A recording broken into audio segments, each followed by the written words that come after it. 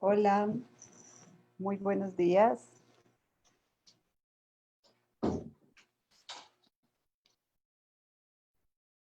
Muy buenos días para todos. Bienvenidos a este foro virtual, Miradas del Patrimonio Cultural Inmaterial de Latinoamérica frente al COVID-19 presente y futuro.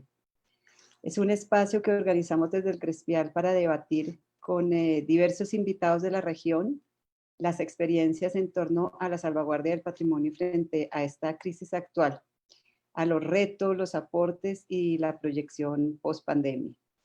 Ciertamente estamos en una crisis quizás sin precedentes para muchos de nosotros y se han visto afectadas en todos los sentidos nuestras vidas y en muchas dimensiones las vidas de los portadores y el patrimonio inmaterial en sí. No es una excepción a todo lo que está ocurriendo en todas nuestras sociedades. Por su naturaleza social y por su sentido colectivo, los efectos del aislamiento en las prácticas culturales de la región han sido evidentes. Pero también sabemos, hemos visto a lo largo de la historia, esta capacidad de resiliencia, esta capacidad de adaptación que tiene el patrimonio inmaterial, sus expresiones, sus portadores, y cómo han encontrado esos caminos de resistencia o esas trochas de resiliencia, y también qué se están proyectando hacia el futuro, hacia los retos como oportunidades. Entonces quisimos organizar estos 6 capítulos, este foro virtual, y vamos a tener distintos invitados de diferentes países de la región, desde distintas disciplinas, desde distintos roles y experiencias en el patrimonio inmaterial. Para comenzar, decidimos iniciar con un tema, con un panorama general sobre el impacto del COVID-19 en las prácticas, en las expresiones que hacen parte del patrimonio inmaterial de la región, en sus portadores, en sus comunidades, en sus colectivos.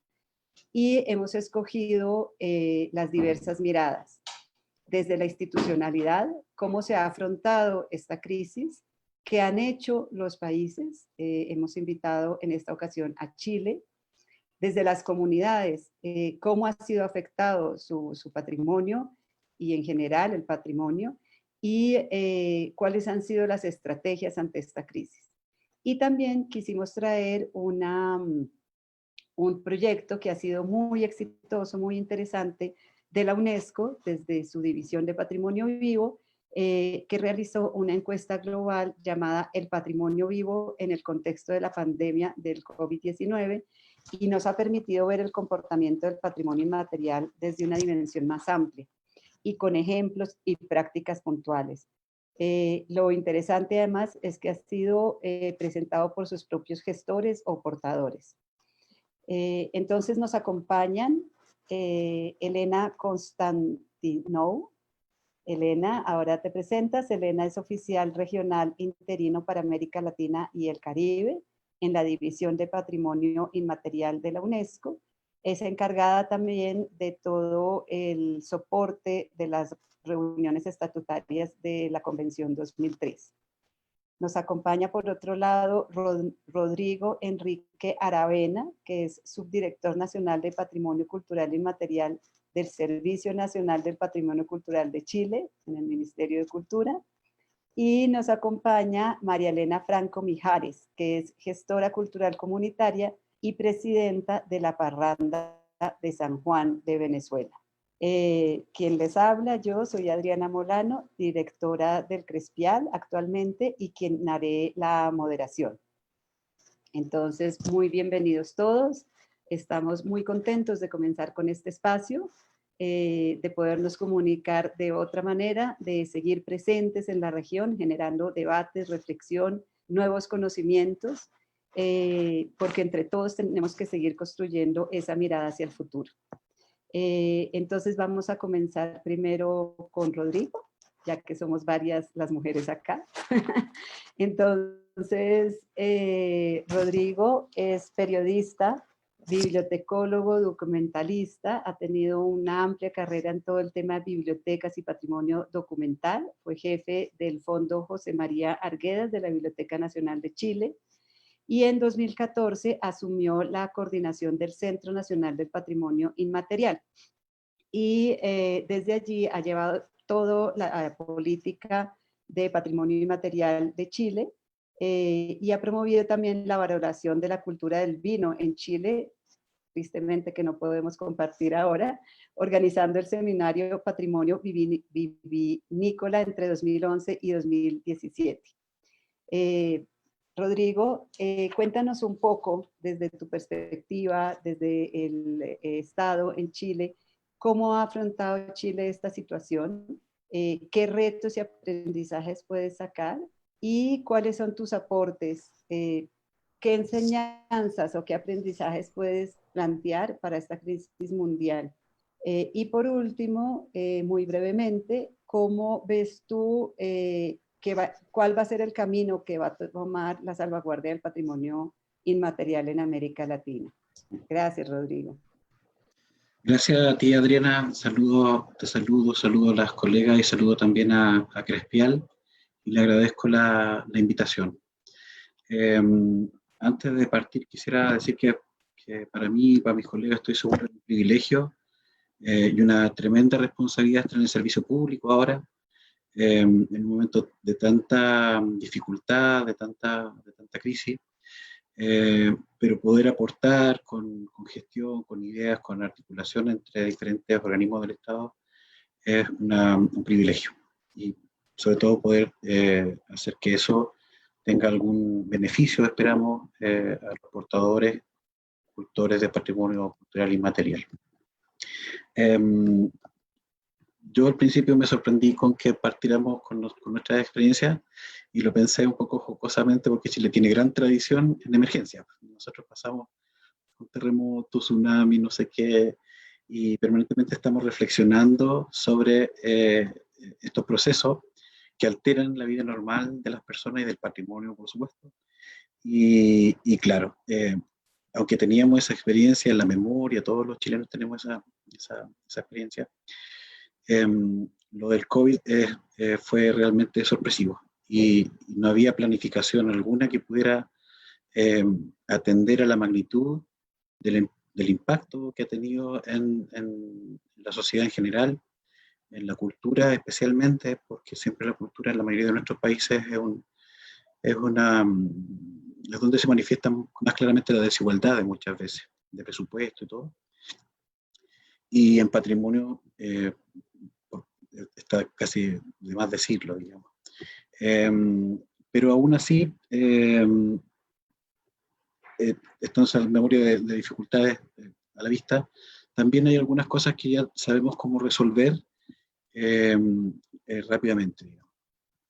Cuando en Chile el 16 de marzo se empiezan a decretar las primeras cuarentenas, nosotros lo que promovimos dentro del equipo fue crear un grupo de trabajo que tuviera representación de las 4 grandes macrozonas que identificamos en Chile, digamos, la zona norte, la zona centro, la zona sur y la austral.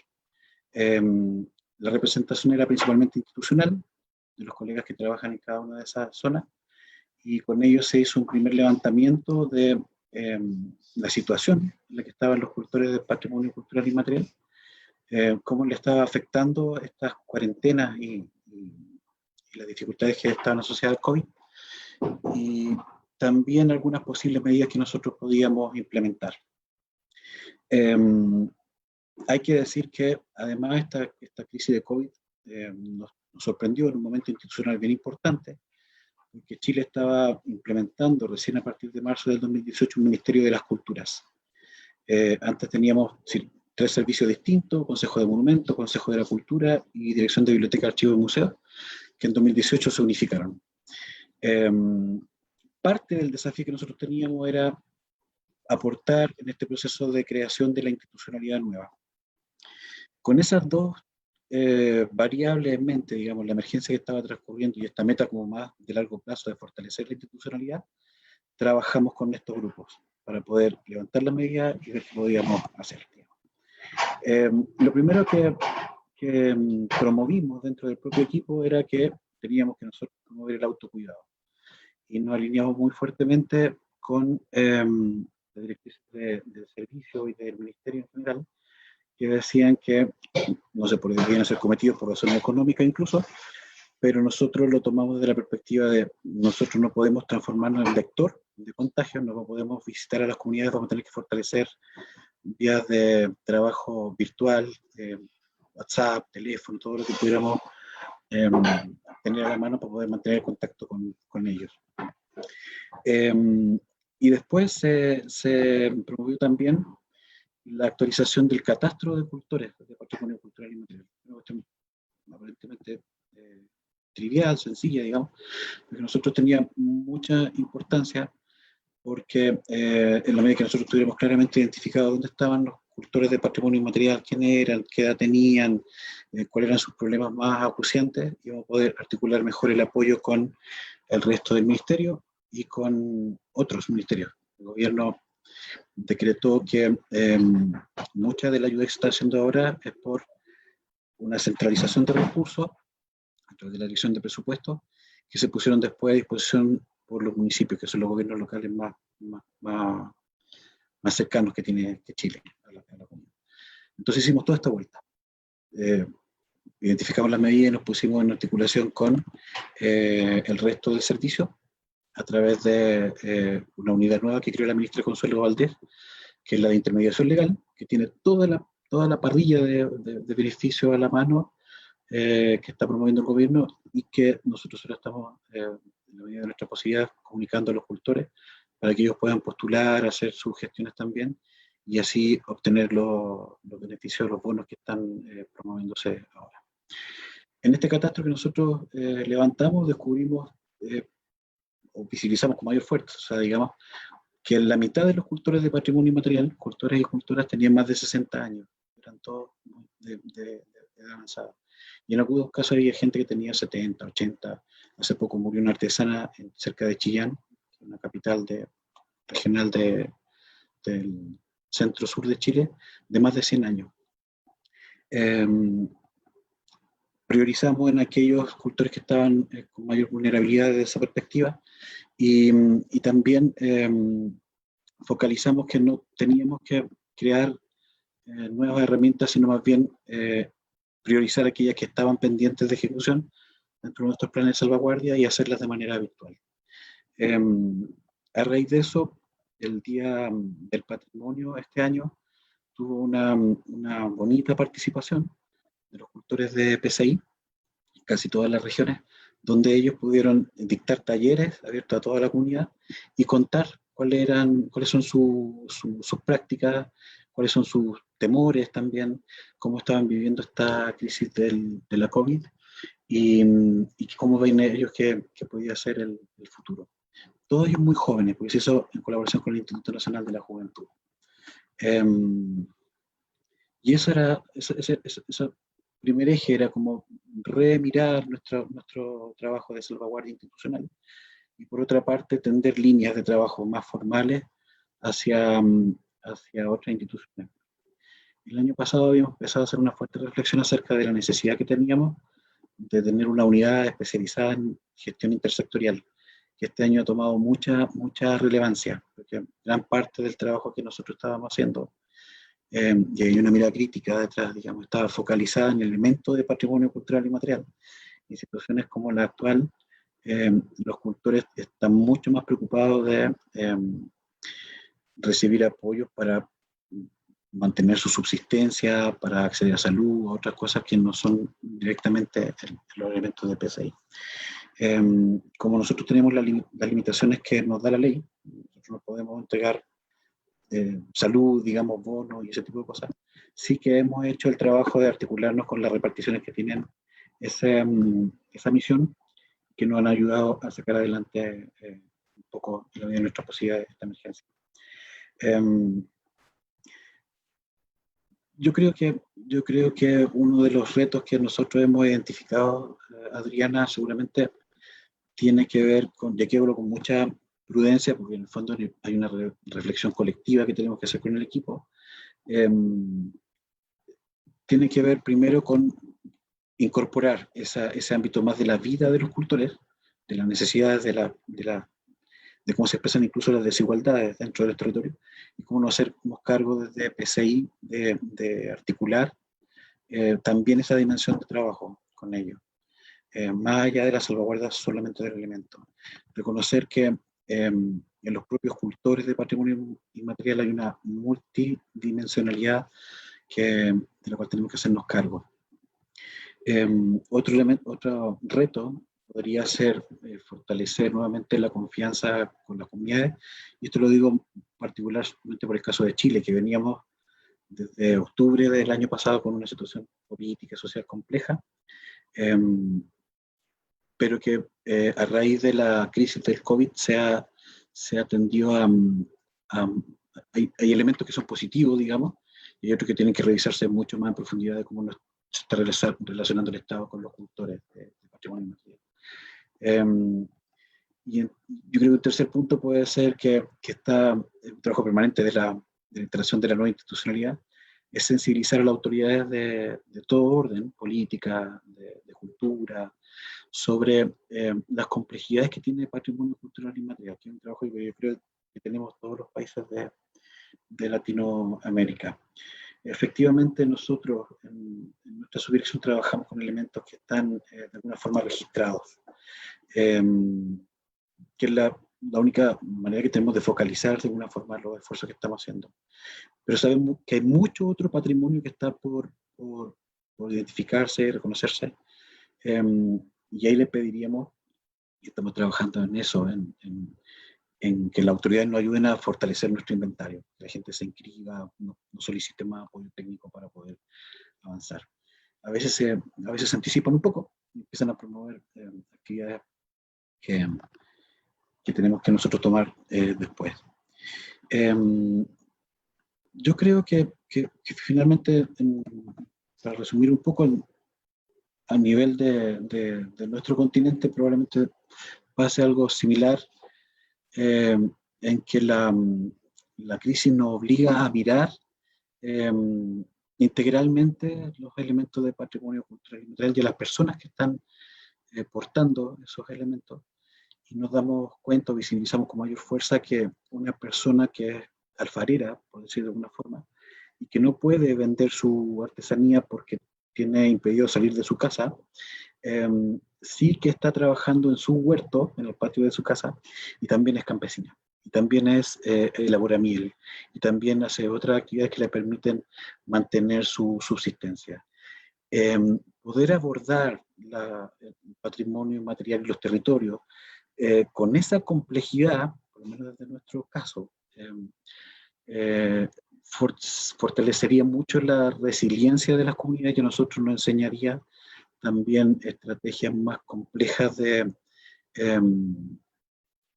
enriquecimiento simbólico de los territorios, de entender mejor los territorios. Creo que eso es muy sintéticamente y un poco desordenado el aprendizaje que estamos haciendo hasta ahora, Adriana. Y claro, hay estas cosas que se podrían profundizar mucho más, porque detrás de cada una de estas decisiones hay una serie de reflexiones colectivas con el equipo y del equipo hacia las comunidades, y eso no queda tan en acta, digamos, no queda tan visible, pero sí que es la parte más enriquecedora de todo el trabajo que se está haciendo. Muchas gracias, Rodrigo. Yo creo que apuntaste temas muy, muy importantes. Por un lado, el tema del autocuidado, con el que comenzaste. Sabemos que muchísimos de los conocimientos tradicionales de las comunidades son sobre autocuidado, y también cuidados que se han ido perdiendo y que es una oportunidad de recuperar. Desde el Crespial estamos en este momento lanzando una campaña sobre el tema para visibilizar todos estos conocimientos y prácticas de comunidades en la región. Y por otro, ya para cerrar y darle la palabra a María Elena, pienso que terminaste con uno de los temas importantes, y esa complejidad en el territorio, ¿no? Y cómo en general un portador tiene prácticas integrales y de distinto tipo, aunque sea reconocido o registrado por una de ellas. Entonces, para ir al territorio, le queremos dar la palabra a María Elena, que nos cuente un poco cómo lo ha visto ella y cómo lo ha vivido ella y su comunidad, porque ella es una gran líder en Venezuela, una gran líder comunitaria. Primero contarnos un poquitico, de la manera que quieras, qué son las fiestas de San Juan en Venezuela, para que nos conozcamos un poco, el público conozca un poco. Y luego ya nos cuentes cómo se impactaron las fiestas, o sea, cuáles fueron los problemas que tuvieron con esta realidad que estamos viviendo y cómo se adaptaron, cuáles son los retos, los aprendizajes y lo más importante para el público en general, cuál es el papel de las comunidades en la salvaguardia en general del patrimonio y en particular en esta crisis, cómo lo han afrontado. María Elena es líder y gestora cultural, es presidenta de la Parranda de San Juan de Tarapio en Venezuela. Ella es heredera de los saberes de la devoción a San Juan Bautista, rezandera, cantadora, bailadora y es organizadora de las fiestas de San Juan en Venezuela. También es docente especialista en desarrollo cultural, es dirigente cultural y gestora cultural comunitaria y es militante del Movimiento Nacional de Redes del Patrimonio y Diversidad Cultural de Venezuela, que es un programa muy interesante que ha logrado generar una red de gestores comunitarios a lo largo del país. María Elena, estamos contigo.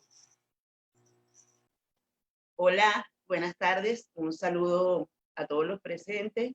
Ante todo, agradecida con la invitación del Crespial. Adriana, muchísimas gracias. Todo tu equipo que siempre han sido tan atentos, tan especiales. Un saludo a los compañeros que me acompañan en el panel el día de hoy. Yo quiero primero pedir salud para sus entornos familiares, ¿verdad? Y que la fuerza positiva de todo el universo nos ayude a salir de esta situación y que podamos controlar y vencer este amigo que nos está acechando. Yo, primero, como tú dijiste, bueno, vamos a hablar un poquito de lo que es San Juan en Venezuela. Pero San Juan no se puede hablar de él sin algo que voy a hacer con el permiso de todos ustedes. San Juan Bautista del cielo, San Juan Bautista del cielo, mira del cielo, nos arropa con su manto y me arrodillo ante él, San Juan Bautista, para seguirte adorando. Eso se llama una sirena. Se hace en las comunidades donde se venera a San Juan para hacerles rogativas, para pedirle o para agradecer sus favores. Entonces empezamos así, hablando de San Juan. Es devoción, es música, son tambores, pero también es organización comunitaria, también es solidaridad, compromiso compartido. San Juan Bautista es un entramado de conocimientos, ¿no? De conocimientos y prácticas que están heredadas aproximadamente desde el siglo XVII. Y está representada mayoritariamente por comunidades afrodescendientes, descendientes de los emplazamientos de haciendas coloniales aquí en Venezuela. Para los sanjuaneros, la vitalidad de San Juan, de esta fiesta, es significado de resistencia, ¿no? De resistencia cultural y también de libertad, ¿no? Una remembranza de la esclavitud sufrida por nuestros ancestros, pero que nosotros aprendimos en esta resiliencia que no es de ahora, sino ha sido de siempre, ¿no? A convertir todo ese relato en cantos, en rezos, en oraciones y fuerza para seguir avanzando. Las festividades de San Juan empiezan en diferentes comunidades. Yo quiero decir primero que yo soy una mínima parte, una pequeña de lo que es San Juan Bautista en Venezuela. San Juan Bautista en Venezuela se celebra de los 24 estados en 23. Entonces, para el trabajo que hicimos, las comunidades sanjuaneras, en el recién expediente que acabamos de entregar en la UNESCO, que lo entregamos en tiempo de pandemia, por cierto, trabajamos 150 comunidades. Y eso es apenas la mitad de las comunidades donde se celebra San Juan Bautista. Entonces, ustedes pueden darse cuenta, ¿no? de grandeza de la manifestación aquí. Es una manifestación con mucha fuerza y con mucha presencia en diferentes comunidades en el país. Entonces, la celebración inicia finalizando el mes de mayo, esa medianoche, ¿verdad?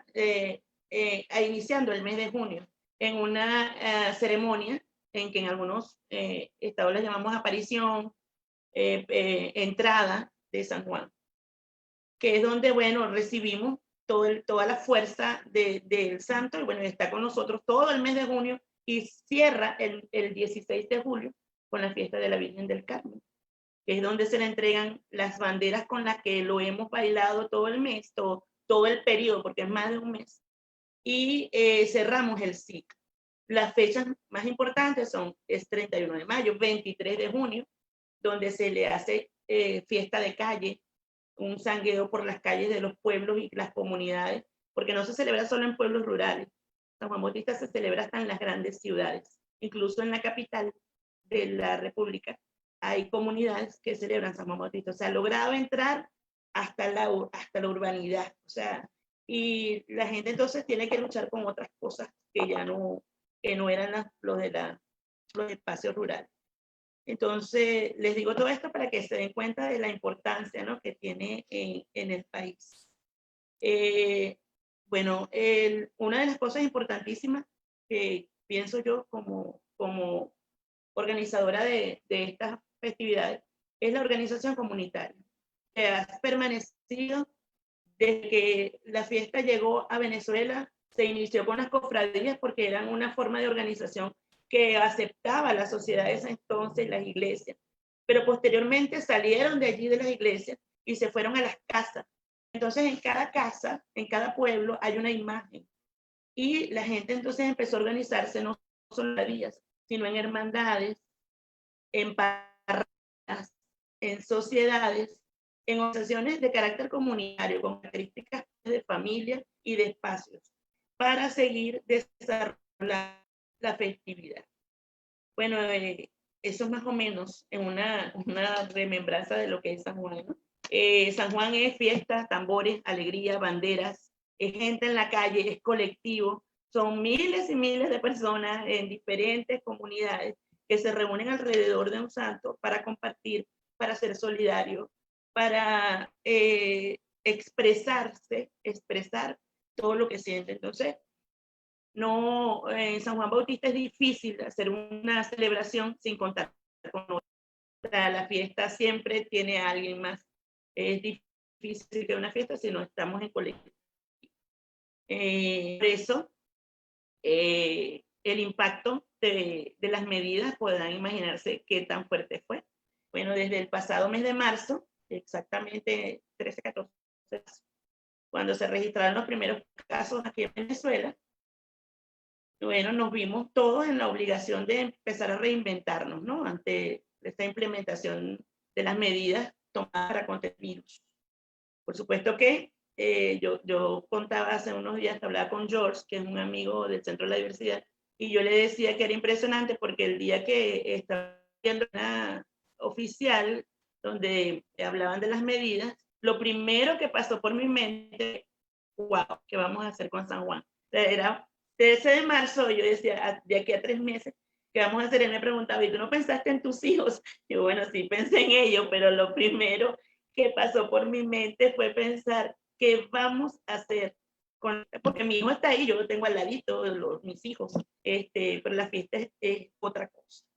Entonces, fíjate, particularmente en la comunidad a la que yo pertenezco, nosotros desde hace 23 años empezamos a darnos cuenta de que había que hacer más con San Juan, porque nosotros teníamos una inquietud de que la gente entendiera de qué se trataba, que no solamente era una fiesta de bailar, cantar, tambores, sino que tenía algo más que dar, que mostrar. Y empezamos a hacer un encuentro, que es una especie de festival, en donde empezamos a invitar gente a que se acercara con nosotros. Ese encuentro tiene 23 años y ahora tiene la participación de organizaciones de toda Venezuela que vienen a nuestra comunidad en una semana donde hacemos foros, intercambios, talleres, encuentros musicales, rutas patrimoniales visitando otras comunidades. Incluso hemos logrado que vengan compañeros de otras partes de Latinoamérica a compartir con nosotros esa experiencia. Ha venido gente de Palenque, de San Basilio en Colombia, gente de Ecuador, y también hemos tenido la participación desde hace más de 15 años de unos sanjuaneros, tal cual como nosotros, que se encuentran en la República Dominicana, en una comunidad que se llama Baní. Entonces, y bueno, fue sorprendente ver que lo que ellos hacen se parecía tanto a lo que nosotros hacemos, que desde allí creamos un lazo de hermandad que hasta ahora permanece, ¿no? Entonces, el tener que suspender este festival fue lo primero, fue la primera decisión, porque es un festival que se hace en un espacio público, que dura una semana, que la aglomeración de personas es muy grande, que implicaba personas que vienen de otros países. Esa fue la primera decisión, que fue muy, muy dura, ¿no? Porque este intercambio ha sido un espacio de aprendizaje muy, muy, muy importante. Y también un espacio de circulación de bienes, pues porque hay mucha gente que espera esa fecha para vender cosas, para comprar, para intercambiar, para hacer una circulación de bienes y servicios de diferentes. Entonces, esa fue la primera decisión.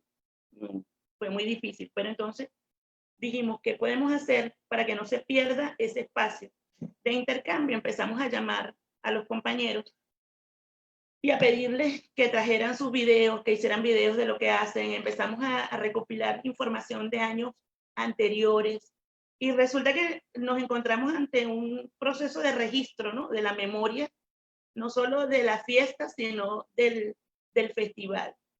Fue una experiencia muy, muy interesante, pues te estoy diciendo que todo eso ha sido como en la marcha, ¿no? No fue nada planificado, porque el COVID no fue planificado. Él nos cayó del cielo y tuvimos que empezar entonces a adaptarnos a todo, ¿no? En esta carrera. Fíjate, la fiesta también se ve afectada porque la fiesta es visitas, saludos, casas, todos juntos. Entonces, todo eso tuvimos que empezar. Los que estamos al frente de la organización a la que yo pertenezco, no soy solo la única líder, o sea, somos varios los que estamos al frente, mis compañeros, mis hermanos de vida, de lucha. Entonces, reunirnos nosotros, los más viejos, que no somos tan viejos, a conversar de qué hacer. Eso crea conflictos, ¿no? Con otros, cómo decirle a la gente que no puede participar, cómo vamos a manejar toda esa situación. Bueno, en este proceso de reinventar, ¿no? De reorientar las cosas, bueno, como te dije, empezamos a hablar con otros compañeros de otros estados, de otras comunidades, e incluso los compañeros de República Dominicana. Y ellos nos dicen, ¿no? Porque ellos tienen 15 años viniendo a nuestra aparición de San Juan para participar en este festival. ¿Cómo hacemos? Nosotros queremos estar allí, podemos hacer una llamada, nos podemos ver por una videollamada. Y surgió lo de Zoom. Todos no sabíamos cómo era la cosa. Pero dijimos, bueno, vamos a hacerlo porque nosotros esa ceremonia la hicimos muy familiar, con muy pocas personas, guardando las medidas de seguridad. Pero entonces hicimos antes de la ceremonia un conversatorio donde los que estábamos allí empezamos a... Y lo impresionante fue que se conectó muchísima gente, no solo ellos que nos pidieron eso, sino mucha gente de Venezuela que está fuera del país, por las razones que ya todos conocemos. Y empezamos a ver caras de personas que hacía mucho tiempo que no veíamos, y también otras personas que se enteraron y se quisieron conectar con ese momento. Y logramos que eso, que era como un experimento, fue muy extraño, te lo confieso, no fue lo mismo de siempre, no tuvo pero sí logramos que diera resultados, sí logramos mantenernos cercanos. Ellos en República Dominicana, nuestros muchachos que están fuera, nuestros amigos, nuestra familia, los que están dentro del país pero no pudieron asistir. Y hicimos lo que había que hacer. Nosotros, como les dije, las ceremonias las hicimos diferentes. hicimos registros audiovisuales y proyectamos videos de cosas anteriores. Nuestros niños entonces se sentaron a ver cosas de años anteriores de lo que nosotros hacíamos y empezaron a preguntar por qué hicieron esto. Los niños más pequeñitos. Hicimos como videoforos con los niños, toda esa información. Y los chamos estaban fascinados, pues, porque vieron a su mamá cuando era más joven haciendo cosas y entendieron por qué entonces es importante bailar una bandera, porque es que no la bailo yo, es que mi mamá también la bailó. Y mira, ahí estaba mi abuela con el tambor. Entonces, mira, fue una experiencia muy, muy bonita. Yo sé, estamos seguros que en casi todos los rincones de Venezuela pasó algo similar, porque hemos hablado con nuestros compañeros, ¿no? Cada organización de San Juan en cada rincón buscó la manera de adaptarse, ¿no? Y tomó las medidas dentro de sus propias realidades, por supuesto, con sus propias características para que la celebración no dejara de hacerse. Yo sé que este año San Juan no se celebró en la calle, como está acostumbrado, ¿verdad? Pero se multiplicó en las casas donde se le cantó, donde se le rezó, donde se le tocó, donde se colocó una bandera en la puerta o una palma, ¿sabes? De las palmas de jardín, un pañuelo, porque son símbolos muy, muy nuestros, ¿no? Son símbolos muy sanjuaneros. Y hubo gente que hasta un altar puso en el frente de su casa para decir, aquí está San Juan. O sea, buscamos maneras de no perder esos símbolos y que la gente nos siguiera identificando. Incluso en algunos pueblos, sé que muchas personas hicieron en Semana Santa, algunos montaron sus imágenes en un vehículo y recorrieron por las calles. Cada quien buscó la manera de irse adaptando. Otros retos, bueno, fueron muchísimas, ¿no? Ustedes saben que nuestras manifestaciones tienen siglos de permanencia y que día a día nosotros nos enfrentamos a pandemias de diferentes tipos, ¿no? Pero son pandemias como muy individuales. Mira, la delincuencia, el tráfico de drogas, las movilizaciones forzosas, la pobreza extrema, la falta de recursos de todo tipo. Pero esta vez el enemigo es el mismo y nos tocó todos al mismo tiempo y nos tocó con la misma intensidad. Entonces, el reto fue mayor porque como que todos andábamos en lo mismo y no pudimos como que buscar un auxilio allá, porque yo también ando en lo mismo. Yo pienso que uno de los retos para nosotros particularmente muy importante fue la adaptación al uso de estas nuevas tecnologías, que no todos, ¿no? Porque para muchos fue un salto así como gigantesco, no todos el acceso a eso, ¿no? A poder acceder a un equipo, a un teléfono inteligente. Muchos lo tienen, otros no. Hay comunidades muy apartadas que no pudieron y están allí sin poder seguir visto. Pero se hizo. Eso para mí fue un reto muy grande. Y también el hecho de que bueno, eso nos enfrentó con algunos conflictos que quizás estaban ahí y no los habíamos visto. Y nos dio la oportunidad de descubrirlos en este momento. Aprendizaje, mira, muchísimo, porque la vida te enseña todos los días. Uno nunca deja de aprender porque la vida nunca deja de enseñarlo a uno. Todos los días se aprende algo. Nosotros particularmente pudimos observar más de cerca algunas cosas que quedábamos por hecho, ¿no? Como te decía con los niños, fue un aprendizaje muy grande cuando los sentamos allí frente al video y descubrimos que los niños había cosas que nosotros pensábamos que sabían, pero que no sabían. Entonces, y con los niños, los jóvenes, que son un tema un poco más complicado. Y bueno, y aprovechar el tiempo en casa para conversar, para hablar de las, ¿sabes? Las oraciones, los rezos, los ritos, son cosas que requieren de tiempo. Y ahora lo tenemos y tuvimos el tiempo de conversar más.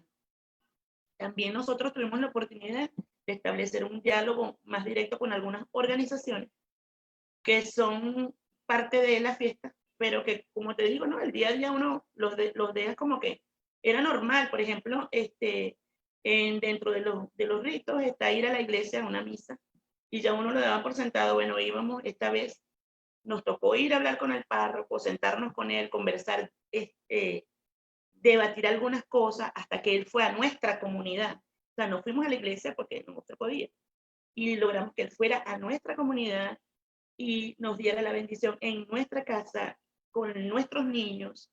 Incluso él hizo un pequeño documental y lo está transmitiendo a la feligresía, de lo que se trata la fiesta, y lo que tiene, y de lo que él pudo vivir allí. Entonces, eso suma cosas importantes, ¿no? Porque reforzó esos procesos de construcción comunitaria. O sea, ese tronco, que yo creo que es así como el tronco, ¿no? Las raíces para mí, esa es la fe, pero ese tronco que es la organización comunitaria que nos mantiene firme, yo siento que se reforzó de alguna manera, porque también tuvimos el tiempo de verlo. El papel de las comunidades, que era la otra pregunta que me hacía, yo pienso que, bueno, aquí quedó más que evidenciado que la capacidad de las comunidades, mira, es impresionante. Se suspendieron grandes eventos, se suspendieron conciertos, se paralizaron espectáculos, pero al interior de nuestras familias y de nuestras comunidades nosotros seguimos practicando nuestros ritos, produciendo nuestras prácticas cotidianas, y eso va a ganar que permanezca, ¿no? Yo siempre digo que nosotros los sanjuaneros somos cimarrones, nos mantenemos en un cimarronaje constante, permanente, somos insistentes, luchadores, y somos resilientes por naturaleza. O sea, no nos paramos, nosotros no nos quedamos quietos. O sea, nos dijeron, hay esto, vamos a buscar lo otro, pero tenemos que seguir siendo los protagonistas de lo que nosotros hacemos. Eso es nuestro. Y nosotros María Elena, muchas gracias. Disculpa interrumpirte, pero para poder tener un poco de interacción con el público, si quieres, yo después te voy a volver a dar la palabra para preguntas y para cerrar. ¿Quieres cerrar con algo o...? Bueno, fue una delicia. Fue una delicia escucharte, como siempre. Creo que planteaste temas importantísimos. El que me parece más, como más esperanzador es cómo las acciones que tomaron para hacer la celebración fueron a su vez acciones de salvaguardia, ¿no? Fueron acciones de transmisión. O sea, los niños al ver a su madre y a su abuela bailando, se hizo un registro. Creo que diste elementos bien importantes de cómo una acción para mantener la fiesta se volvió a su vez una acción de acciones de salvaguardia. Y lo otro con lo que cierro para darle la palabra a Elena es el tema de que esto reforzó el tronco. Las raíces son, digamos, la parte espiritual, y el tronco es esta organización comunitaria, y evidentemente lo reforzó. Muchas gracias, de verdad una alegría escucharte siempre. Vamos a pasar a escuchar a Elena. Elena Constantinou, que no me acuerdo de dónde eres, ahora nos cuentas.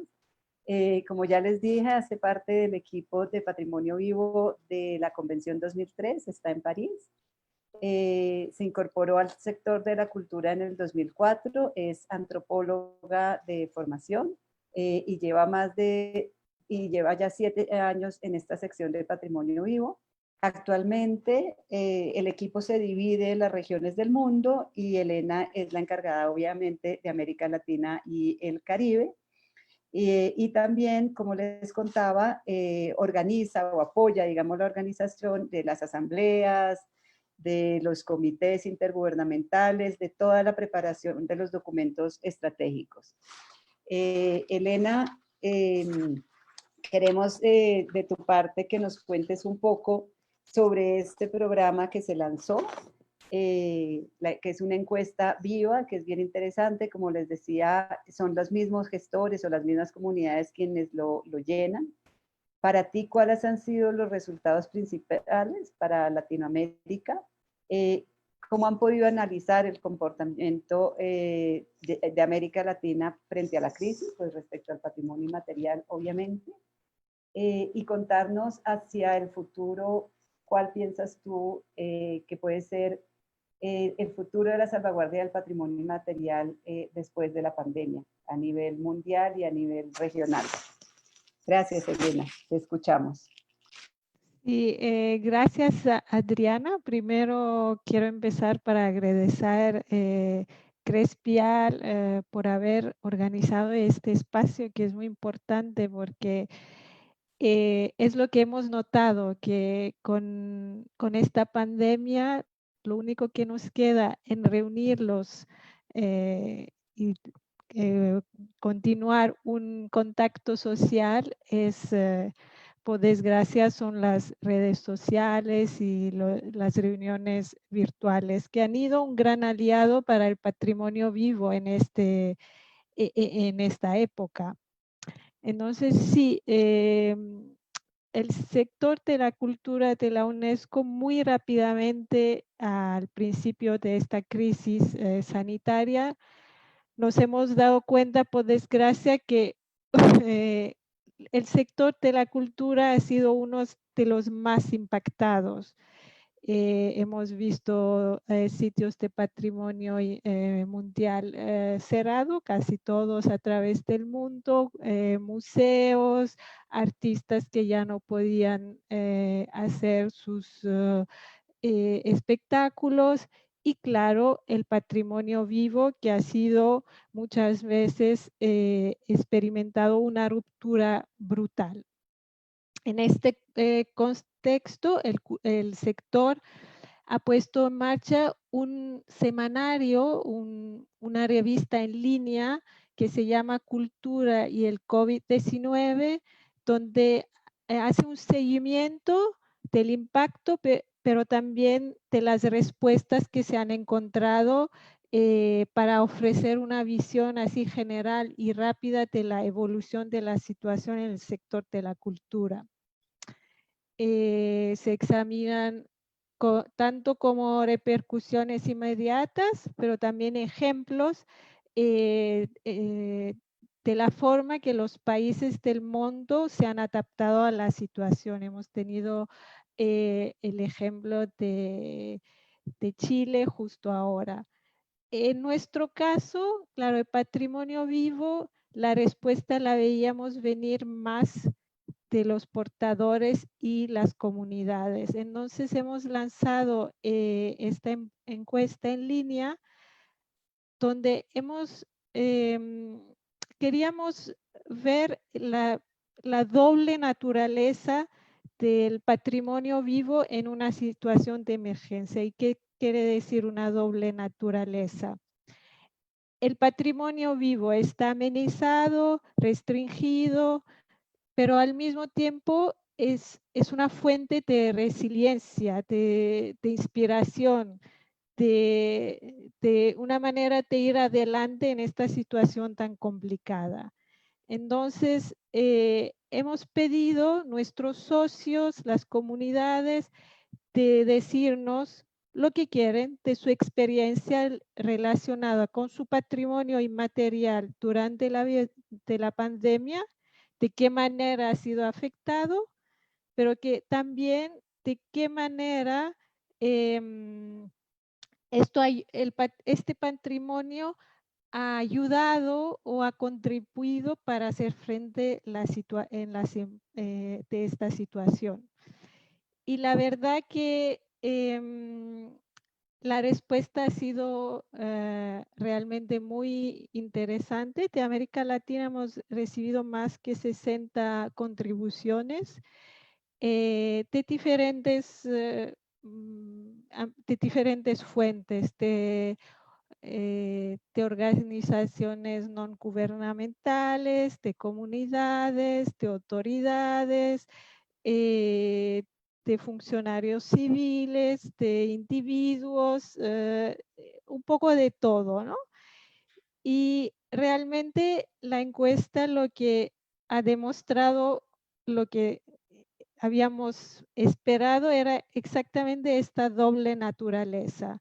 Hemos visto una ruptura que ha sido brutal y difícil para las comunidades, pero al mismo tiempo una capacidad de adaptación, como nos lo explicó ya María Elena, cuando estaba hablando dije, ya no tengo nada que decir porque ya lo ha dicho todo.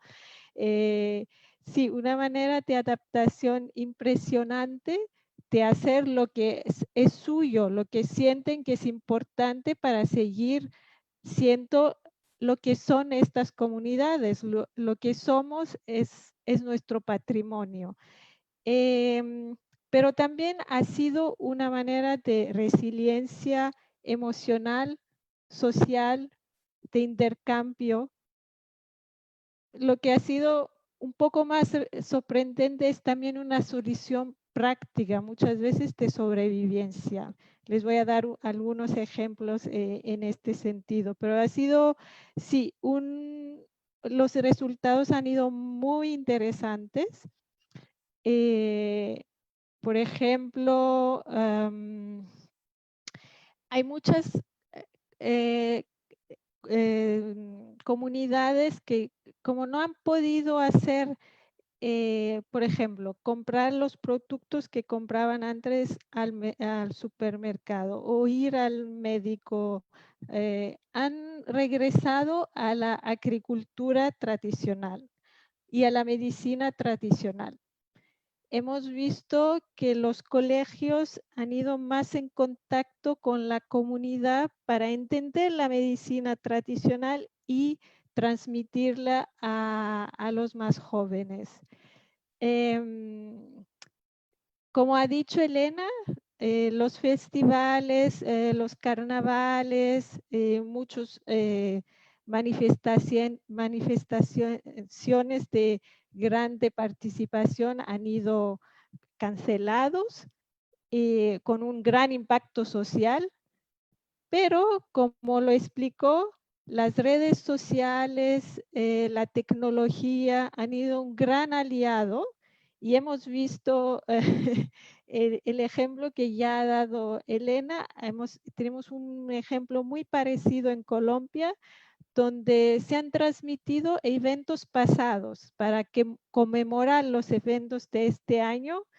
Y bueno, ha sido un éxito porque sí, las nuevas generaciones han visto cómo se hacía y cómo era importante para sus padres y sus abuelos los años atrás.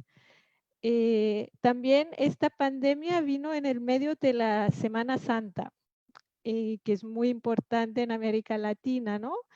Y muchas de las manifestaciones muy importantes para las comunidades de la región no han podido llevarse a cabo.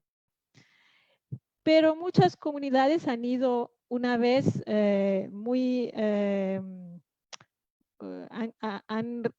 han llegado a adaptarse de una manera muy inteligente para poder hacer algo que les era propio e importante en este periodo del año. Y tengo un ejemplo de Venezuela, la tradición de la palma bendita, que se agrupan más que 200 palmeros para recoltar las palmas en la montaña, y la comunidad ha adaptado su práctica. Han ido fuera menos personas, no han ido tan lejos, han recoltado diferentes y nuevas variedades de palma para poder seguir su tradición. Entonces, un otro ejemplo de cómo las comunidades han podido adaptarse y llevar a cabo de una manera diferente, no es lo mismo, pero hacer algo que les era importante. En la manera de resiliencia, en el aspecto de resiliencia que les hablé antes, hemos visto, por ejemplo, las islas han sufrido mucho porque muchos de los productos de consumo alimentario son importados. Entonces, ha sido un gran impacto. Entonces, como las vías aéreas y marítimas también han parado. Entonces, por ejemplo, en Dominica, en el Caribe, han hemos visto una vuelta al cultivo tradicional de huertas en las casas de cada uno para asegurar su seguridad alimentaria, pero al mismo tiempo mantener las tradiciones de cultivo y la gastronomía local. Lo que hemos visto también muy interesante, que yo lo he vivido también en mi casa, es que hemos pasado de la comunidad a nuestro núcleo familiar. Nos hemos encontrado en una comunidad más pequeña y en esta muchas veces hemos vuelto a pasar más tiempo con nuestros hijos y yo he buscado de las recetas de mi madre para enseñar a mis hijos. También era Semana Santa. Nosotros pintamos los huevos rojos con pinturas tradicionales que yo me había olvidado cómo se hace. Entonces me he puesto en contacto con mis padres y he pasado tiempo de hacer esta práctica con mis hijos. Y hemos visto muchos ejemplos de esto, que el núcleo familiar se ha convertido más que antes en una manera de transmisión, un espacio de transmisión más importante porque tuvimos más tiempo en esta más pequeña comunidad nuestra. Sí, ejemplos muy interesantes, pero también lo que se ha notado es que muchos artesanos, claro, han perdido su seguridad económica y porque ya no hay mercados, se han cerrado. No, se suspendieron ferias y exposiciones, ya no hay turistas compradores, pero hemos visto algunos que se han sabido también otra vez adaptarse. Hemos visto, por ejemplo, en Perú, la fabricación de mascarillas artesanas, también en La Puebla, en México, mismo ejemplo, las comunidades han hecho mascarillas, tapabocas, realmente utilizando una tradición local, entonces han adaptado su producto a la necesidad de la actualidad de hoy en día.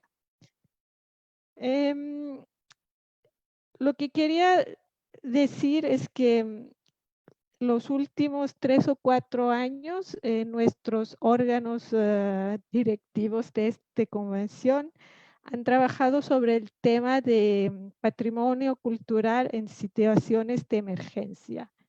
Y ahora nos hemos encontrado frente de una emergencia que no nos hemos esperado. Cuando hablábamos de emergencia estábamos pensando a uraganes, a tsunamis, a guerras, a conflictos civiles. Creo que la pandemia no ha sido parte de lo que pensábamos cuando reflexionábamos sobre este tema. Pero sí algo que nuestra Asamblea General va a adoptar en septiembre si conseguimos reunirnos, son principios y modalidades para la salvaguardia de patrimonio cultural inmaterial en emergencias. Y lo que realmente creo que es lo más importante, que una vez más ha sido probado, es lo que ha dicho María Elena, es que son las comunidades que deben desempeñar el papel principal en la identificación y la salvaguardia, la adaptación de su patrimonio cultural y material. Y nosotros, las instituciones locales, internacionales, nacionales, estamos ahí para apoyarles y darles este poder, esta posibilidad de poder hacerlo, pero no podemos salvaguardar el patrimonio para ellos y ellos lo salvaguardarán y lo adaptarán como es necesario. Creo que esto es el más importante como aprendizaje para ir adelante, de continuar, poner el acento sobre las comunidades, los portadores y los que practican el patrimonio vivo. Gracias. Elena, muchísimas gracias. Creo que nos has dado ejemplos bien interesantes y de distintas partes de la región. Me quedo con 3 temas específicos. El primero, con lo que comenzaste, esta doble naturaleza en la crisis de la ruptura y al mismo tiempo la adaptación. Y de alguna manera esa ha sido la historia del patrimonio inmaterial en América Latina, ¿no? Ha sido, como lo decía María Elena, nosotros tenemos los portadores múltiples pandemias. Y aquí ha habido una historia de resistencia, de resiliencia permanente frente a muchísimos de los problemas sociales que tenemos en la región. El segundo es esa resiliencia emocional y social. Yo creo que ahí has dado otro aporte bien interesante, que más allá de ese patrimonio vivo, está lo que ese patrimonio vivo nos permite en lo social y en lo emocional, ¿no? Cómo ha sido de alguna manera un soporte. Lo tercero es el tema de cómo, como estamos todos, casi todos, en estados también de sobrevivencia, cómo ha permitido encontrar otros saberes que tienen estas comunidades como la agricultura y la medicina tradicional, o volver a ellos. Y lo interesante con el colegio, ¿no? Ese puente con el colegio, cómo los niños que están en clases con nosotros, ahora los padres, o en pequeñísimas comunidades, en familias extensas, cómo al ver que los padres vuelven a hacer medicina tradicional o agricultura, están nuevamente aprendiendo un poco, como nos lo planteó también María Elena, ¿no? Cómo estas acciones se están convirtiendo en acciones de salvaguardia. Y bueno, el último punto que pusiste, también desde el CRESPIAL se está trabajando un proyecto de patrimonio inmaterial y en emergencia, en riesgo. Vamos a iniciar con uno sobre la Amazonía, que además va a ser el tema del próximo foro. Entonces, sí, creo que nos está haciendo plantearnos, estamos pensando las crisis más adelante, en la emergencia más grande que hay ahora. Ahora vamos a pasar a preguntas del público. Si nos podrían ir haciendo las preguntas por el chat si quieren. Tenemos unos 10 minutos para preguntas.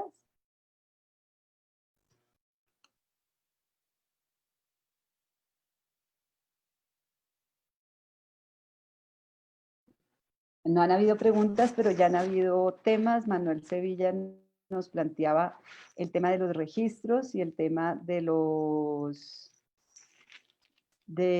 archivos.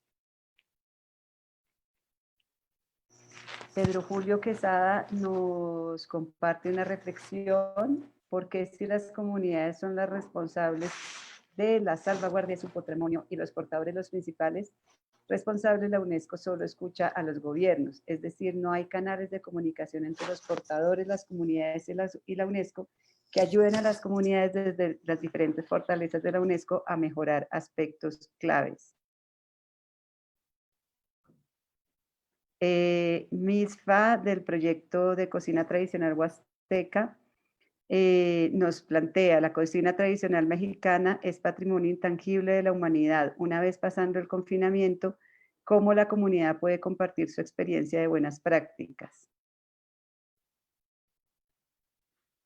No sé, Elena, si quieres responder a la reflexión sobre la UNESCO, y María Elena quizás puede compartir sobre la reflexión de Misfa, de la cocina.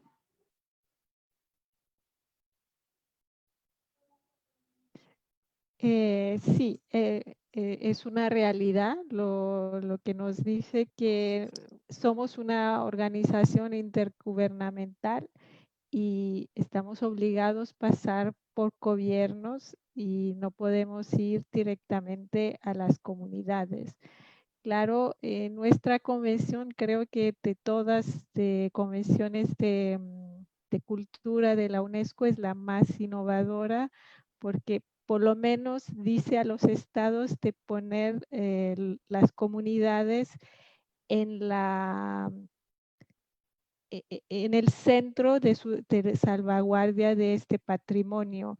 Y entonces nosotros cuando montamos proyectos, cuando hay las evaluaciones para las inscripciones en las listas, cuando hay demandas de asistencia internacional que viene hacia UNESCO, la primera cosa que evaluamos es si el gobierno ha trabajado con la comunidad para que lo que nos lleva se ha ido trabajando con la comunidad y no es algo montado solo a nivel gobierno.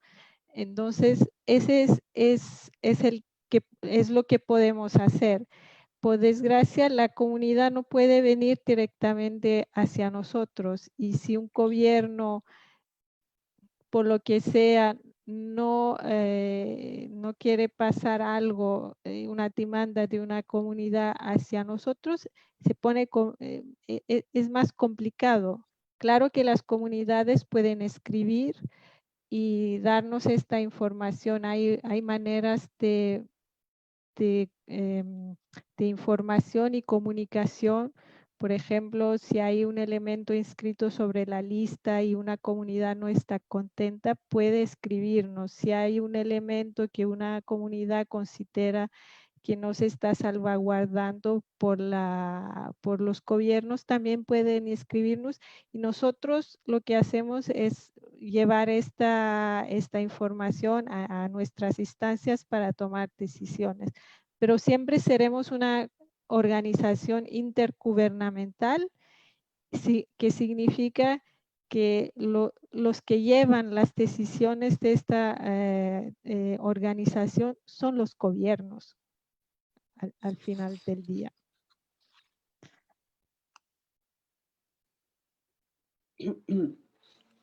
Muchas gracias, Elena. Hay varias preguntas para la UNESCO, pero vamos a darle la palabra a los otros invitados también, porque la UNESCO tiene una forma de funcionamiento que está planteada, como lo dice Elena, como un espacio intergubernamental. Y ya son los gobiernos, los estados, quienes deben generar esas políticas públicas para trabajar directamente con las comunidades. Entonces, hay 2 o 3 preguntas relacionadas con el rol del Estado. Una de alguien de Perú, y otra pregunta específica para Rodrigo, acerca del comentario de atender otros temas al hablar de la multidimensionalidad de nuestros portadores de saberes, si se está incluyendo la salud en algún programa. Entonces sería un poco, ¿cuál es ese rol del Estado? O sea, ¿cómo se baja esa convención del 2003 al Estado? ¿Cómo se trabaja con las comunidades y cómo se trabaja este tema multidimensional?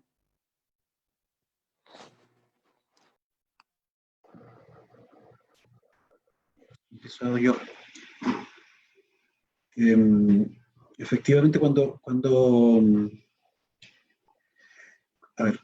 hablábamos de elementos de patrimonio cultural inmaterial, nos referimos principalmente a aquellos que están inscritos en nuestro registro, en nuestro inventario. Lo que nosotros, el aprendizaje nos ha dejado esta crisis es que al trabajar con cultores de patrimonio cultural inmaterial, no podemos desatender las demás dimensiones de vida de los cultores.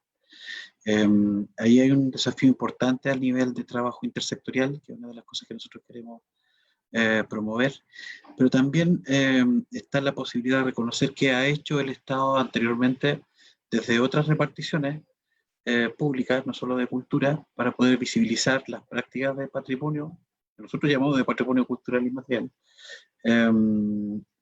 y también por abordar integralmente los territorios. Ejemplo, hay programas, o había programas todavía en el Ministerio de Salud intercultural, donde los sanadores en realidad eran personas que habían aprendido tradicionalmente a componer huesos, a recetar hierbas, distintas hierbas que pudieran sanar a las personas, y esas personas se validaban por algunos protocolos que tenía el Ministerio de Salud, y tenían la posibilidad de atender junto con los médicos de cátedra, digamos, de médicos no tradicionales. A nivel de educación también se ha validado la existencia de educadores tradicionales que pueden enseñar lengua mapuche y otras. Yo creo que una de las cosas que mencionó Elena Constantino es clave, que es la posibilidad de entender y de tener muy consciente que al Estado le corresponde, creo yo, digamos, una opinión personal, principalmente articularse, coordinarse para poder facilitar la salvaguardia propia de las comunidades en torno a su patrimonio. A veces hay políticas que introducen cambios de manera muy acelerada dentro de las comunidades para poder acceder a subsidios, apoyo estatal y todo. Y eso, claro, modifica un poco las prácticas en la medida que el Estado esté coordinado sobre el valor del conocimiento propio de las comunidades. La salvaguardia va a ser más sencilla, digamos, más viable, más sencilla. Como esa experiencia, nosotros también tenemos algún trabajo con los portadores de patrimonio inmaterial, hemos habilitado talleres de portadores de tradición, donde ellos pueden explicar y enseñar cuáles son las características de su patrimonio. Este año, en atención a la pandemia, no hay talleres presenciales, pero se está haciendo todo un trabajo de reflexión con las comunidades para que ellos puedan diseñar a partir de 2021 cómo quieren abordar el trabajo de educación y de transmisión en su territorio. Eso es re importante para nosotros, re importante porque por primera vez hay algo que la pandemia tuvo de virtuoso, digamos, nos permitió tomar una pausa, hacer una pausa y consultar mucho más profundamente a los portadores cuáles son los sentidos que ellos quieren dar al trabajo que estamos haciendo en las comunidades y qué capacidades queremos fortalecer a partir del 2021, cuando ya podamos tomar cierta normalidad, digamos, de trabajo en los territorios.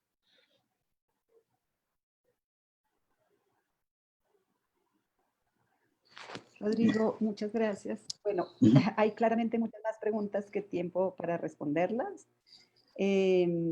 pero como saben, vamos a seguir, es hasta mediados de septiembre, entonces esperamos que nos sigan acompañando y podamos seguir discutiendo y reflexionando. Ahora queremos pasarle la voz a María Elena para que nos cuente un poco. Hay una pregunta de Atamaski, perdón, desde el proyecto de Miss Fallanet de la cocina tradicional, y ella plantea, una vez pasado el confinamiento, cómo la comunidad puede compartir su experiencia de buenas prácticas. Nosotros estamos interesados en recoger experiencias, y por otro lado, Manuel Sevilla hace una pregunta sobre los archivos. ¿Qué tan preparados estaban desde los archivos y si los de casos exitosos de archivo? Por último, Karina de Ecuador está hablando de que esta pandemia permitió nuevamente poner mayor atención a las comunidades de alta vulnerabilidad, los pueblos indígenas amazónicos. ¿Cómo se puede trabajar en mecanismos conjuntos de salvaguardia? María Elena, te damos la palabra y después a Rodrigo y a Elena para estas preguntas generales. Bueno, un saludo a MISPA. Yo considero, o sea, desde la experiencia que tenemos en la comunidad, en las comunidades, que todo es cuestión de organización, ¿no? Incluso no debemos esperar a que la pandemia termine. Estamos en ese proceso de creación de estas cocineras, de la gastronomía, pienso que es cuestión de organizarse, de decidir qué es lo que quieren mostrar y utilizar estas nuevas herramientas. No son nuevas, en realidad, tienen mucho tiempo aquí, pero quizás que ahora con la pandemia nos ha dado como un empujón y nos obliga a usarlas y a compartir más a través de ellas, de estas nuevas herramientas tecnológicas. Yo, para mis conclusiones, yo tenía aquí como una frase que escribí, que decía, es buscar que nuestros conocimientos ancestrales, ¿verdad?, cohabiten con estas nuevas tecnologías. ¿Cómo buscar ese enlace allí, ¿no? De que lo que ya nos viene ancestralmente cohabite con lo nuevo, amarrar los tiempos viejos con los nuevos, organizarse y buscar plataformas para dar a conocer ese trabajo. No quedarnos quietos, no quedarnos quietos. Tenemos que seguir moviéndonos y comunicándonos. Hay muchísimas, ahorita con esto, hay muchísimas plataformas que están abiertas para el intercambio. Y yo creo en el intercambio de pueblo a pueblo, de gente a gente, mirándonos la cara entre nosotros, que somos los que compartimos el patrimonio. Muchas gracias, María Elena. Por cuestión del tiempo, vamos a ya pasar a las conclusiones. Vamos a darle la palabra a cada uno, respondiendo un poco las preguntas que ha habido, que les hemos dicho, y al tiempo ya dándonos su conclusión sobre cuál ha sido el mayor aprendizaje, cuál es el mayor aprendizaje que nos ha dejado esta pandemia en la salvaguardia del patrimonio inmaterial. ¿Y cuáles creen ustedes que son los retos y las oportunidades en el futuro? Si bien el futuro sigue siendo muy incierto, ya empezamos a ver cuáles son los cambios que están generando en las sociedades y en el patrimonio inmaterial. Te doy la palabra, Rodrigo, y Elena después, y María Elena para que concluya finalmente para todos. Gracias, Adriana. Muy brevemente hacer una mención acerca del trabajo que hace la Subdirección de Patrimonio Inmaterial, que ya tiene 3 experiencias destacadas, digamos, con un programa de la Exibam que se llama Memorias del siglo XX, que lo que hacen ellos justamente es, a partir de una pregunta generadora muy sencilla, es ¿qué recordamos del siglo XX? Poder recopilar documentación, fotografías, de distintos tipos de tradiciones y de identidades locales. Hicimos una experiencia con bailes chinos de Valparaíso, se hizo una también con bailes chinos de Andacollo y ahora se está preparando una por la festividad de la Tirana, que no se va a poder hacer el 16 de julio, vinculada a la Virgen del Carmen, pero se está pensando en hacer un tipo de actividad vinculada a los archivos. Es súper valioso el trabajo documental de los archivos en general. En Chile tenemos el archivo de literatura oral también, para poder documentar cómo va evolucionando el patrimonio y la participación ahí de los cultores y de las comunidades, súper valioso porque nos van entregando permanentemente insumos sobre eso. Y yo creo que como conclusión final está un escenario instalado, yo creo a partir de este mismo tipo de interacción que tenemos ahora, asociado a lo virtual, que vamos a tener que reflexionar más, pensar cómo lo vamos a mantener en nuestras prácticas de trabajo cotidiana. María Elena decía algo súper importante, que en realidad las tecnologías nos han ayudado a sentirnos más cerca y a construir ciertas comunidades que antes no estaban tan a la vista. Nos reconocemos pares o se reconocen pares los cultores con distintas comunidades de otros países y todo. Eso acá está en plena marcha, tenemos que, seguramente se va a hacer un esfuerzo importante por reducir brechas digitales. En Chile aún hay comunidades, comunas, municipios que tienen menos de un 1% de conectividad, por ejemplo, sobre todo en espacios rurales, y eso afecta el trabajo que queramos hacer en ese aspecto. Todos estos cambios van a ser van a ser viables a la medida que exista el liderazgo político y en patrimonio cultural y material también, que impulsen los cambios que la sociedad seguramente va a adoptar pasando la pandemia y que pongan a nuestro ámbito de gestión, digamos, el patrimonio cultural y material un poquito más al centro de lo que está ahora en las políticas públicas, que es necesario que se visibilice un poco más. Eso es. Muchas gracias nuevamente por la invitación. Muchas gracias, Rodrigo. Te damos la palabra, Elena. Sí, muchas gracias, Adriana. Primero quería decir que la encuesta en línea sobre el patrimonio vivo y COVID-19 sigue abierta. Entonces invito a todo el mundo que quiere dar sus ejemplos y compartirte a hacerlo. Es una plataforma de intercambio y también de compartir buenas prácticas y ideas que las comunidades pueden entre ellas tomar ideas y buenos ejemplos. Quería decir que yo creo que la lección, la más grande lección que yo tomo de esta pandemia es que encontrarnos más solos y aislados em, nos enseña aún más cuán importante es el colectivo versus el individualismo.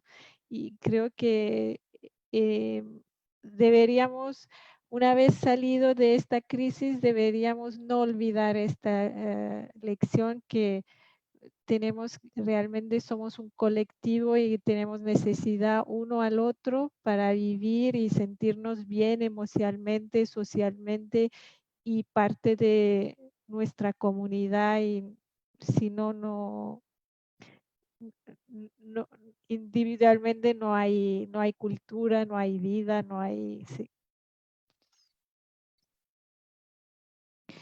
Una cosa, Adriana, antes, perdona, quería decir que había un comentario, una pregunta sobre pueblos indígenas. Quería decir que el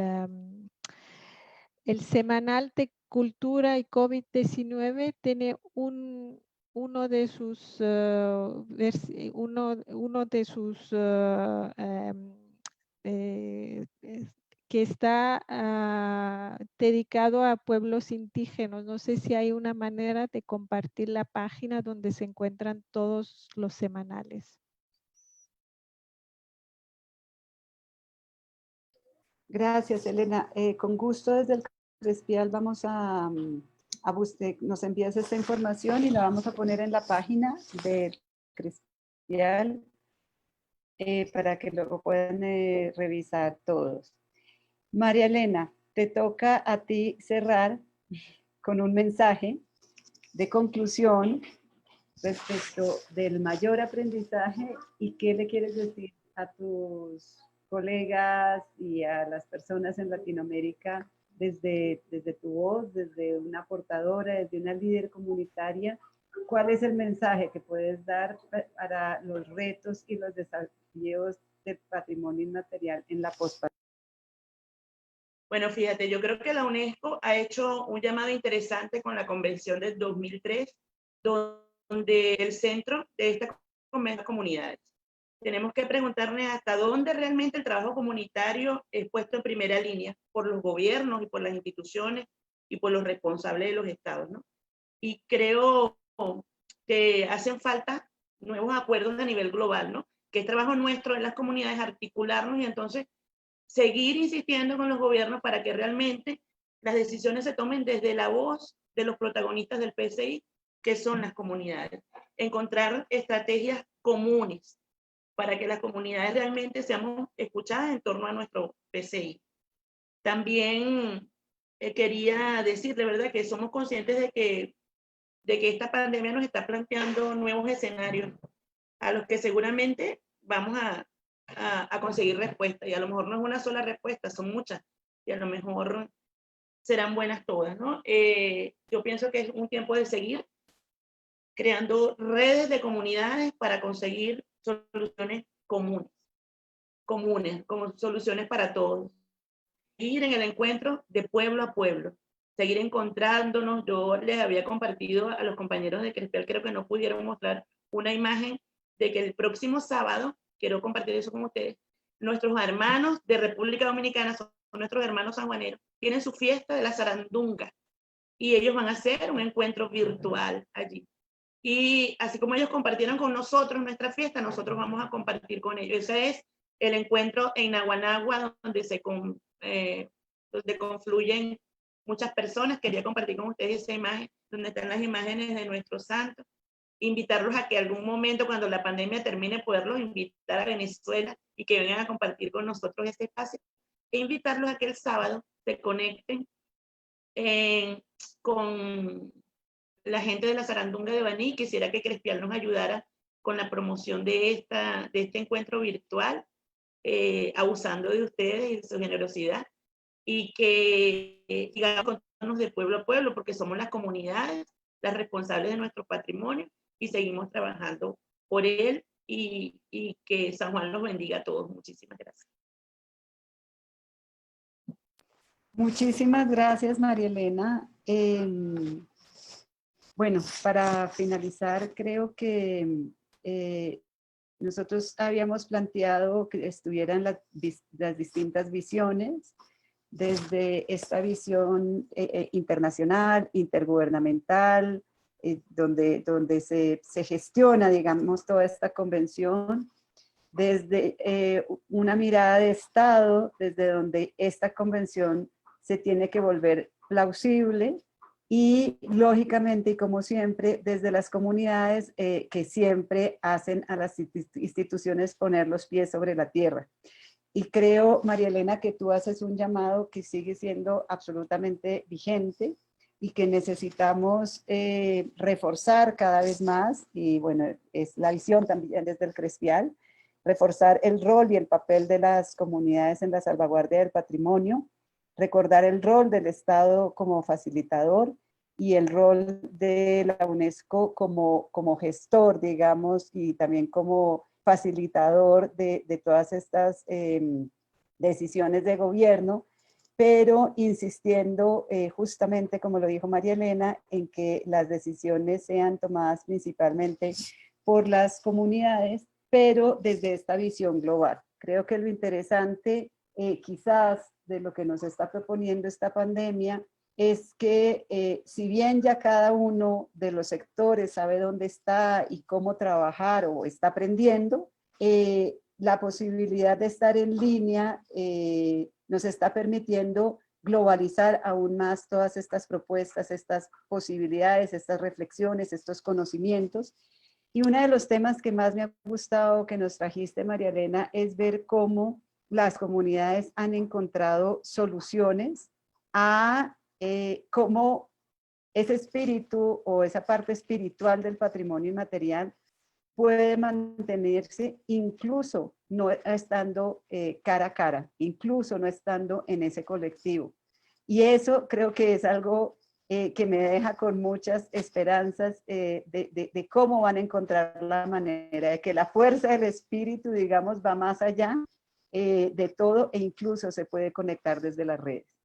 Para finalizar, me hiciste recordar, María Elena, una de las conclusiones del taller de líderes comunitarios que hicimos hace 2 años y que vinieron 13 líderes de distintas partes de la región, y que cuando estuvimos hablando sobre qué era una comunidad, justamente lo que salió fue una unidad común. Y creo que tú nos estás haciendo un llamado muy importante que tenemos que escuchar siempre las instituciones, y es cómo podemos buscar soluciones comunes, redes. Y con eso quiero cerrar, agradecer muchísimo a todas las personas que nos acompañaron. No alcancé a saludar a todo el mundo por el chat, pero es una manera más de conocernos. Si nos quieren enviar propuestas para los próximos encuentros o aspectos que se quieran debatir, los estaremos escuchando. Fue muy rico vernos, que pesar no ver a todo el mundo, pero bueno, vernos nosotros y que ustedes nos pudieran ver, son las formas que tienen. Elena, muchas gracias, tú ya estás en medianoche, muchas gracias por tu tiempo, por tus percepciones, por tus aportes. Rodrigo, también muchísimas gracias, y qué bueno que puedan, creo que aquí salieron muchas cosas que pueden reforzar tus políticas, las políticas de Chile, el cómo. Y María Elena, como siempre, darnos cuenta que es muchísima gente la que está en la misma situación, y que compartir eso hace que encontremos primero esperanza, fuerza, paciencia por todo lo que viene adelante. Fue un placer escucharlos a todos, y si quieres cerrar con una canción, no nos ponemos bravos.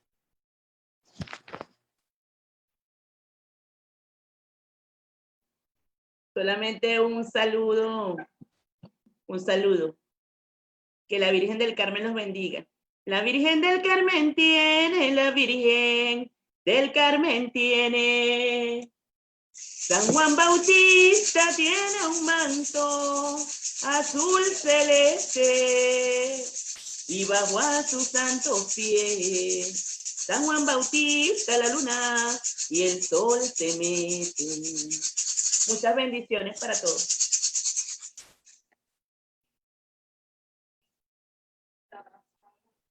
Que estén muy bien. Gracias a todos por acompañarnos de verdad y nos vemos la próxima vez.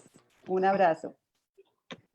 El Gracias, Adriana. Muchas gracias. El 25 de julio, si no estoy mal, es el de hoy en 15 días y va a ser sobre el tema de Amazonía, sobre el tema alimentario. Creo que también va a ser un espacio bien importante y bien interesante. Allí nos volveremos a ver.